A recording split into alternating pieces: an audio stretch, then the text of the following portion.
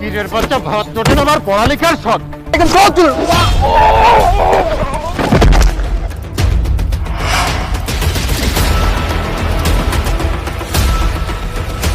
ফকিরের বাচ্চা ভাত জোটে না, আমার পড়ালেখার শখ।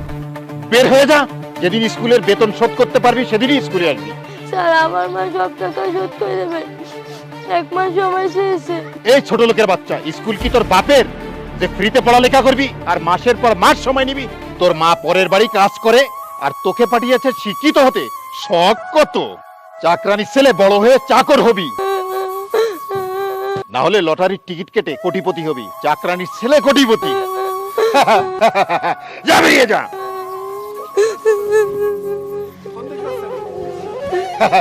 চাকরানির বাচ্চা।